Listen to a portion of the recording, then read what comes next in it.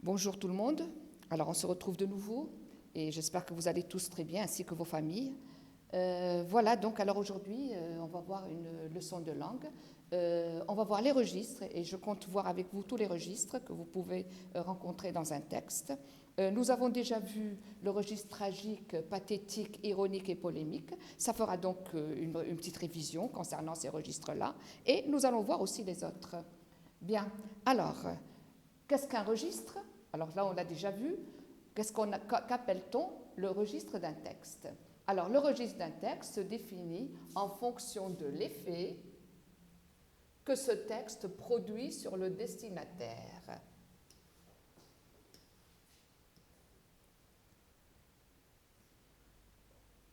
Et des émotions qu'il provoque en lui. Donc, l'effet que le texte produit sur le destinataire et des émotions qu'il provoque en lui. Ça peut être la joie, l'angoisse, la souffrance, le rire, ça dépend donc ce qu'il peut produire comme effet sur le destinataire. Alors, on parle de registre ou bien de tonalité. Le registre aux tonalités donne ainsi au texte sa personnalité et sa couleur. Alors, on va commencer par le registre lyrique. Je crois que vous connaissez déjà le registre lyrique. Il permet d'exprimer des sentiments et des émotions personnelles. Vous avez donc le narrateur ou l'auteur du texte qui exprime donc ses sentiments dans le texte, ce qui fait qu'on a l'importance du jeu.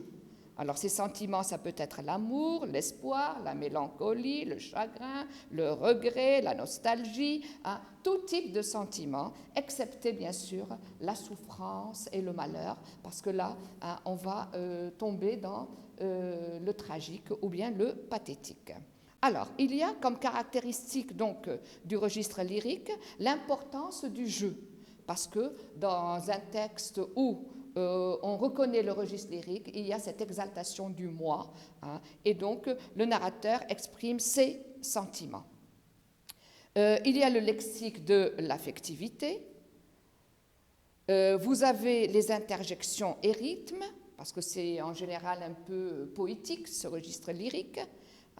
Vous avez bien sûr des figures de style, figures de style comme la comparaison, la métaphore, on peut même avoir l'hyperbole, l'antithèse, l'oxymore, c'est-à-dire tout type de figures de style, parce qu'on fait représenter au lecteur le sentiment ressenti, pour qu'il ait une idée donc sur ce sentiment et de manière à ce qu'il le ressente avec lui.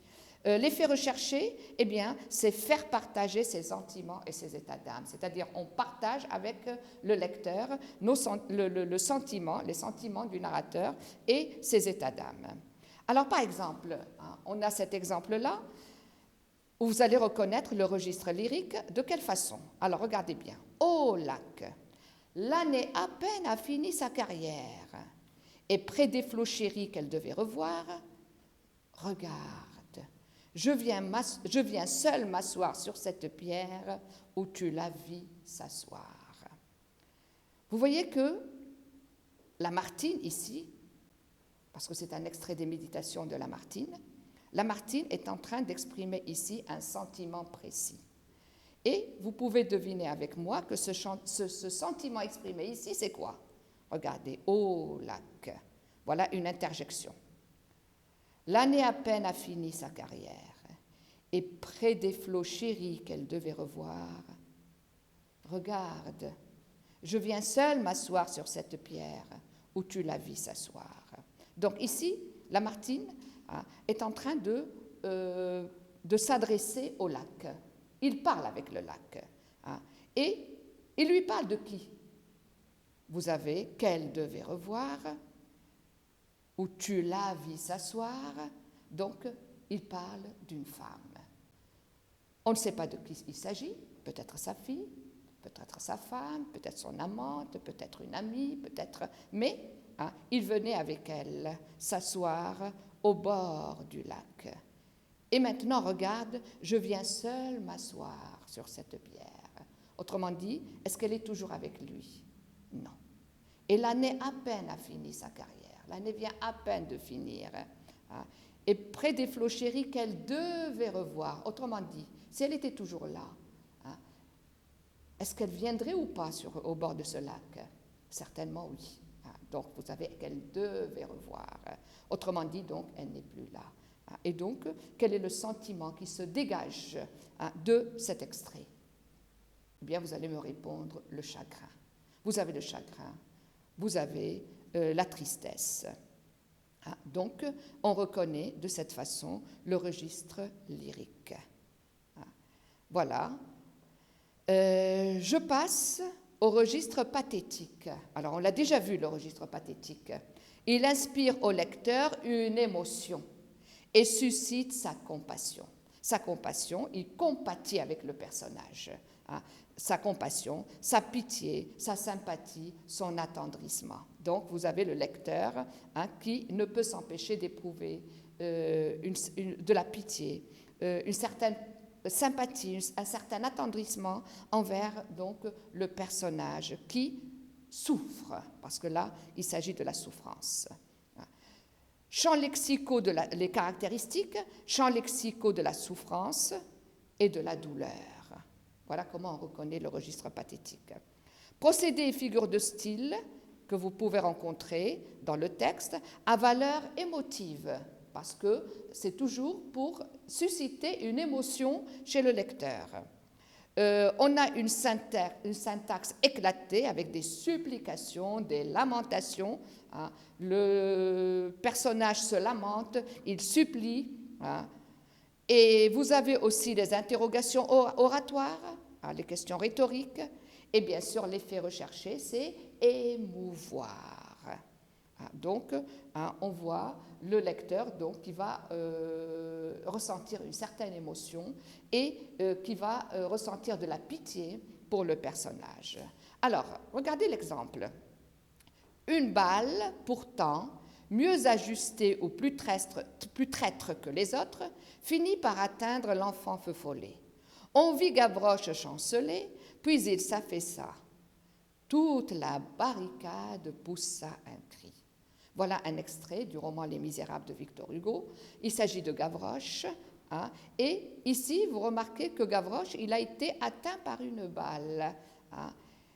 C'est une balle, donc, plus traître que les autres. Elle a osé, donc, atteindre l'enfant feu follet. Et on vit Gavroche chanceler, il chancelle, puis il s'affaisse, il tombe. Et toute la barricade poussa un cri. Autrement dit, tout le monde s'est inquiété donc pour Gavroche, et on ne peut s'empêcher d'éprouver une certaine émotion envers cet enfant, un enfant innocent qui est atteint par une balle, et donc on ressent donc de la pitié et on compatit donc envers cet enfant. Voilà donc ce qui fait le registre pathétique. Le registre épique. Alors, le registre épique, il grandit et exalte les actions héroïques des hommes. Grandit et exalte. C'est-à-dire qu'il exagère. Mais quoi? Les actions héroïques. Il s'agit d'un héros. Quels sont les procédés utilisés? Des procédés d'amplification et d'exagération. Hyperbole. Comparatif, c'est il est plus que, il est mieux que, etc. Superlatif, c'est le plus, c'est le meilleur, c'est... voilà. Procédé d'insistance, on insiste en exaltant. Répétition, anaphore. Et il y a même le recours au merveilleux. Lorsqu'il dit « mais c'est extraordinaire ce but », par exemple, d'accord, c'est extraordinaire, c'est sublime. Vous voyez, donc, il y a le recours, on dit même « c'est merveilleux ce qu'il a fait », vous voyez, donc il y a le recours au merveilleux. Et l'effet recherché, c'est glorifier. On cherche à glorifier, on cherche à faire la gloire de quelqu'un, c'est ça glorifier. Regardez cet exemple que vous avez là. Toute cette cavalerie, sabres levés, étendards et trompettes au vent, formés en colonne par division, descendit d'un même mouvement et comme un seul homme, avec la précision d'un bélier de bronze qui ouvre une brèche, la colline de la Belle Alliance s'enfonça dans le fond redoutable où tant d'hommes étaient déjà tombés. Donc, vous remarquez qu'ici, Victor Hugo, dans son roman Les Misérables, il est en train donc de décrire les actions héroïques d'une armée, tout simplement. Hein, et donc, il s'agit d'une cavalerie. Hein.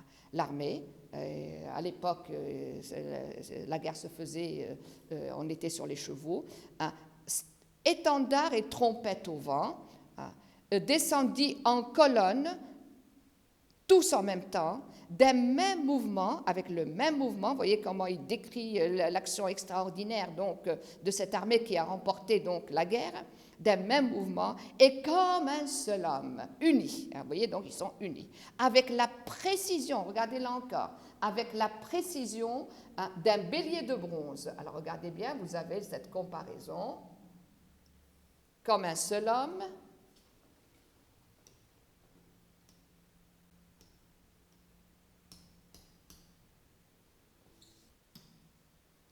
alors regardez cette comparaison, hein, comme un seul homme, hein, avec la précision d'un bélier de bronze, voilà une autre comparaison, hein, avec la précision d'un bélier de bronze, vous voyez comment il décrit l'action héroïque donc de cette armée hein, qui ouvre la brèche. Hein, et la colline de la Belle Alliance a été conquise. Hein, et s'enfonça donc cette armée qui s'enfonça dans le fond redoutable où tant d'hommes étaient déjà tombés. D'accord? Donc, hein, il y a eu beaucoup de victimes de la guerre, mais ils ont remporté la guerre. C'est la victoire, vous voyez? Et voilà donc ce qui fait le registre épique. Hein, il s'agit donc de glorifier. Voilà le registre épique. Bien. Je vais donc maintenant passer à la page suivante. Et nous allons voir, on va commencer tout de suite avec, voilà, le registre comique. Le registre comique provient des mots, de la situation, des gestes, de la manière de raconter ou de présenter. Voilà, ce sont d'ailleurs les techniques du comique. Hein. On a déjà vu dans la boîte à merveilles, vous vous rappelez, lorsqu'on a vu le récit enchâssé de Rahma, hein, eh bien, elle avait utilisé Rahma qui racontait à propos de Sir Uthman qui était maltraité par sa jeune épouse. Hein, on avait repéré tous les procédés du comique. Il y avait dans le récit de Rahma, en parlant de Sir Uthman, le comique de gestes, le comique de situation, le comique de mots, vous voyez, tout y était. Hein, et voilà une manière donc de raconter avec un but précis, c'est celui de provoquer le rire chez le destinataire. Eh bien, l'effet recherché, c'est déclencher le rire en jouant surtout sur les décalages entre ce qui est attendu et ce qui se produit. C'est exactement ce que nous allons voir dans ce petit texte, cet exemple que vous avez là. Il a été si inquiet quand il a lu quelque part que fumer pouvait provoquer le cancer, qu'il abandonna la lecture. Quand vous lisez ceci, vous ne pouvez vous empêcher de rire. Pour quelle raison? Parce qu'il y a un décalage entre ce qui est attendu et ce qui se produit. Qu'est-ce qui est attendu?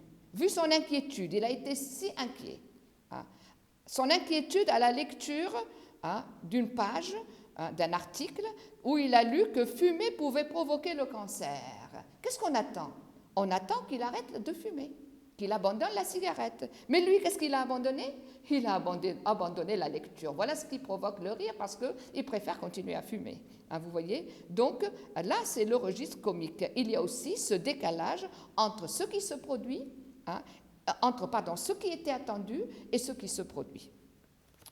Bien, alors, il y a aussi le registre ironique. Alors, le registre ironique, on l'a déjà vu, hein, et on a vu déjà que le registre ironique met l'accent sur l'opposition entre ce que l'on dit et ce qu'on cherche à faire comprendre. Voilà le registre ironique. Alors, caractéristique, il utilise des figures de style particulières qui sont en général des figures d'opposition. On l'a déjà vu, l'antiphrase, l'antithèse, l'oxymore. Et l'effet recherché, c'est railler. On raille, on se moque, tout simplement. Et on raille pourquoi? On se moque pourquoi? Pour critiquer. Voilà les faits recherchés. On fait une critique, on cherche à critiquer un comportement ou critiquer quoi que ce soit. Hein. C'est aussi dénoncer. On cherche à dénoncer des personnes ou bien des comportements. Par exemple, si j'avais à soutenir le droit que nous avons eu de rendre les nègres esclaves, voici ce que je dirais. Les peuples d'Europe, ayant exterminé ceux de l'Amérique, ils ont dû mettre en esclavage ceux de l'Afrique pour s'en servir à défricher tant de terres. Voilà un extrait de L'Esprit des lois, écrit par Montesquieu. Et là, vous remarquez que Montesquieu est en train de se moquer de qui? Il se moque des peuples de l'Europe qui ont conquis l'Amérique. Vous savez très bien que l'Amérique a été conquise par les Européens. Et qu'est-ce qu'ils ont fait? Eh bien, pour défricher leurs terres, ils ont fait venir des esclaves de l'Afrique. Alors que tout simplement, au lieu de tuer les Indiens d'Amérique et de faire la guerre contre eux et de les exterminer cette race indienne, ils auraient pu tout simplement les constituer prisonniers et les utiliser comme pour faire des travaux forcés à défricher les terres, au lieu de faire venir d'Afrique des Africains, des Noirs, pour défricher tant de terres et en faire des esclaves. Voilà comment, donc, il s'est moqué de ce comportement de ce peuple d'Europe. Il raille, il est en train de railler, il est en train de se moquer d'eux, et il critique donc ce qu'ils ont fait. Voilà donc le registre ironique. Donc, il n'y a pas seulement l'antiphrase, vous remarquez, il y a aussi une critique envers des choses qui ont été faites. Le registre satirique. Le registre satirique critique les travers des hommes et des institutions. Parce que dans un registre satirique, c'est le contraire de l'épique. Si l'épique, on glorifie et on fait ressortir les côtés positifs, dans le satirique, on fait ressortir les côtés négatifs. Et au lieu de valoriser, comme ce qu'on fait dans l'épique on valorise, eh bien, dans le satirique, on dévalorise. Alors, pourquoi? Parce que, alors on est en train de critiquer et de dévaloriser les travers des hommes et des institutions. Caractéristiques, utilise des procédés lexicaux et stylistiques, connotation, antiphrase, hyperbole. Pourquoi? Pour dévaloriser et grossir les défauts. Dans l'épique, on grossit les qualités et dans le satirique, on grossit les défauts. Dramatisation de la situation d'énonciation avec des champs lexicaux opposés, des jeux d'antonymes, figures d'opposition, d'ironie. On fait de l'ironie aussi, puisque l'ironie est utilisée pour critiquer, eh bien, dans le registre satirique, on peut rencontrer l'ironie. Et les faits recherchés, c'est dénoncer, c'est critiquer, c'est se moquer, c'est pour ça qu'on fait de l'ironie, et condamner des travers sociaux, des comportements, des vices. Par exemple, ces histoires d'animaux qui parlent, qui se moquent les uns des autres, qui sont égoïstes, railleurs, avares, sans pitié, sans amitié, plus méchants que nous, me soulevaient le cœur. Les fables de La Fontaine sont plutôt la philosophie dure, froide et égoïste d'un vieillard que la philosophie aimante, généreuse, naïve et bonne d'un enfant. Vous connaissez les fables de Jean de La Fontaine, Jean de La Fontaine qui a produit beaucoup de fables, plusieurs fables, en faisant parler les animaux, et c'est destiné aux enfants, et c'est souvent présenté sous forme de poèmes. Et donc Jean de La Fontaine a fait ce travail qui a été très estimé.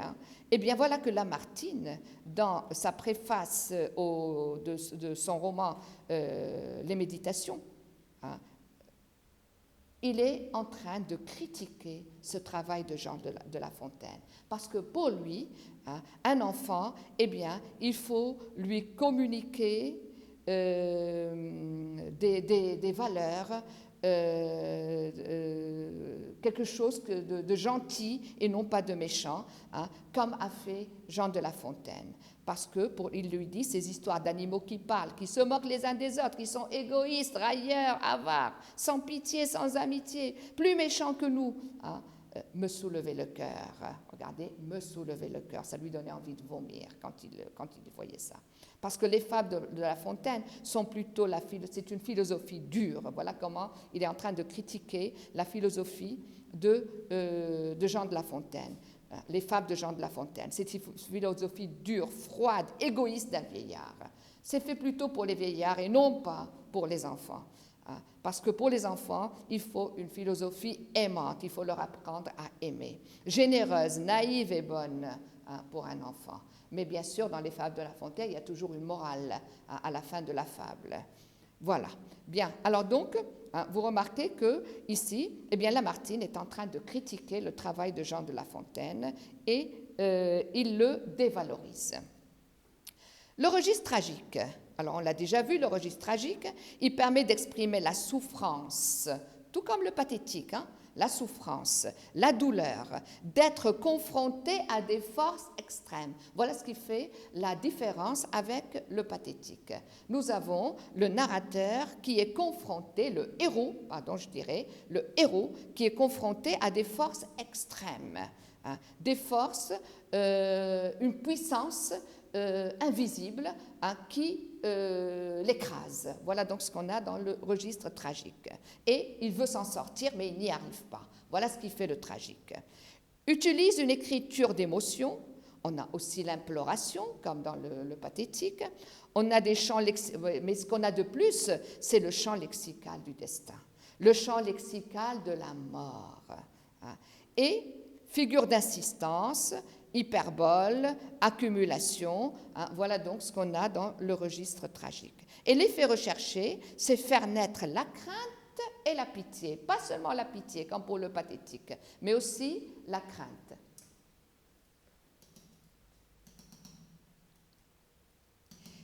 Et nous allons voir l'exemple, hein, à partir de cet extrait, l'exemple du tragique.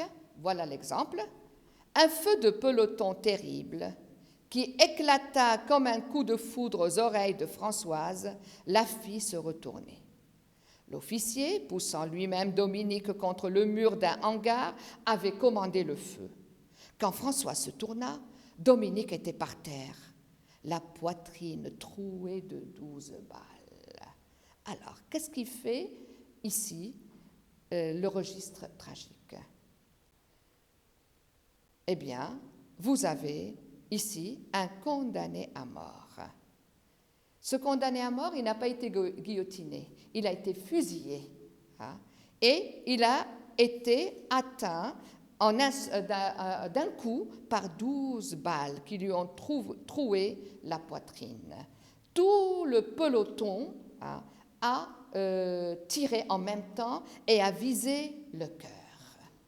Et voilà comment donc Dominique a été exécuté, hein, et Françoise a assisté à cela. Voilà donc ce qui fait le tragique. Alors ici, il a été tué, à la différence de Gavroche. Toute la barricade poussa un cri concernant Gavroche et on pousse un cri, on s'inquiète, on a peur pour lui, vous voyez, pour Gavroche, mais il n'est pas mort. Alors que là, il est mort. Voilà ce qui fait donc le tragique. On va passer maintenant à la 3e page.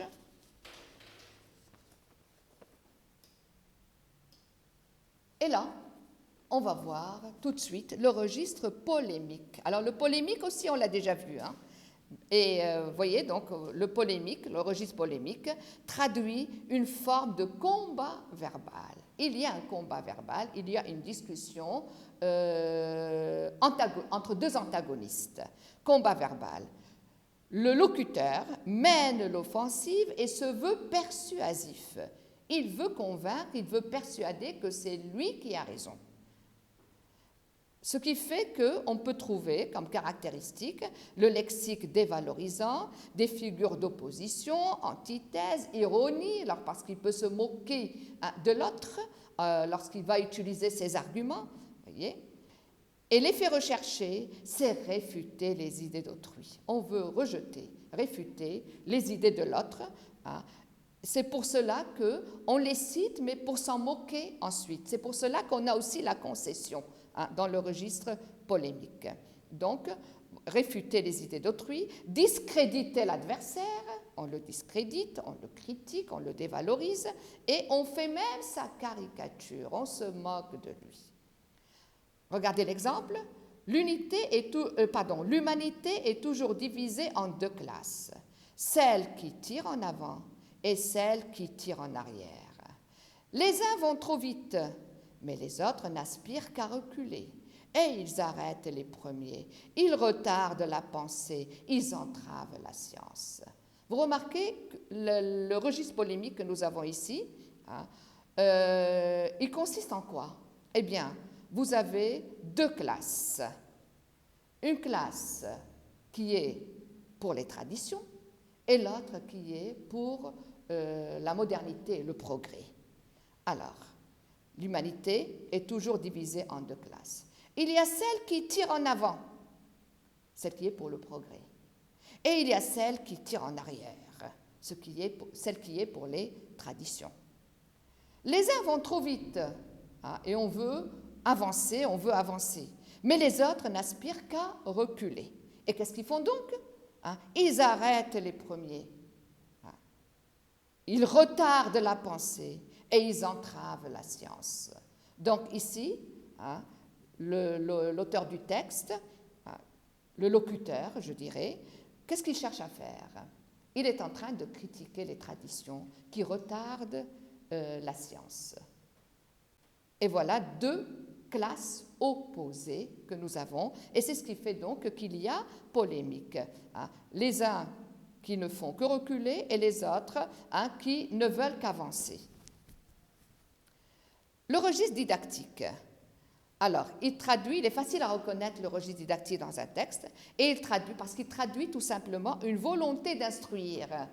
On veut instruire, on veut faire apprendre quelque chose au destinataire. Ce qui fait que ces caractéristiques, on va trouver les explications dans le texte, on va trouver les conseils, on va trouver les éclaircissements. Le lexique spécialisé, bien sûr, ça dépend de quoi on parle. On va trouver des définitions, des exemples, et surtout, il se caractérise par la deuxième personne. Le lyrique, la première personne, le didactique, la deuxième personne, singulier ou pluriel, avec des constructions impersonnelles parfois, au lieu de la deuxième personne. Les constructions impersonnelles, il est impératif de faire ceci ou cela, etc. On a l'injonction. Et donc, ce qui fait qu'on va rencontrer l'impératif. On peut trouver aussi l'infinitif. Vous savez qu'on peut faire des injonctions avec l'infinitif. Et on peut trouver aussi le subjonctif. Que vous fassiez ceci, que vous fassiez cela, etc. C'est le subjonctif. Et là, il caractérise aussi l'injonction. L'effet recherché, c'est transmettre un savoir. Voilà l'effet recherché. C'est enseigner. Voilà ce qui fait le registre didactique. Par exemple ici, en somme, que je vois en toi un abîme de science, car maintenant que tu te fais homme et deviens grand, il te faudra quitter la tranquillité et le repos de l'étude pour apprendre la chevalerie et les armes, afin de défendre ma maison et de secourir nos amis dans toutes leurs difficultés. Voilà un extrait de Pantagruel, écrit par Rabelais. Et Rabelais, ici, est en train de montrer qu'il ne suffit pas d'apprendre et il ne suffit pas de devenir quelqu'un d'instruit, mais il faut aussi apprendre à se défendre. Que je vois en toi un abîme de science. Bon, très bien. Parce que maintenant, tu es devenu grand, tu te fais homme, et donc tu vas devoir, à part l'abîme de science, tu vas devoir apprendre la chevalerie et les armes. Pourquoi? Eh bien, pour savoir te défendre, mais aussi défendre ma maison, secourir les amis dans toutes les difficultés. Voilà donc le conseil donné ici par Rabelais, et c'est ce qui fait que, avec tous ces conseils, eh bien, on reconnaît le registre didactique. Je vois en toi, hein, voyez, et voilà ce que tu dois faire.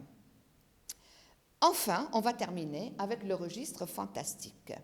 Le registre fantastique introduit les éléments du surnaturel dans le réel quotidien et brouille les frontières entre les explications rationnelles et irrationnelles des faits.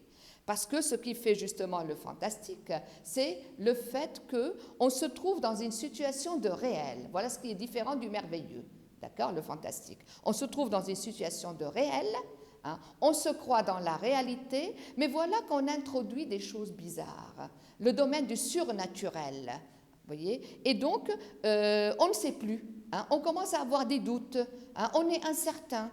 Hein, et on se dit, ah ben tiens, peut-être que ça existe, vous voyez, donc on ne sait plus. Hein. Donc, caractéristique, ambiance de malaise, de doute et d'incertitude. Voilà ce que je viens d'expliquer.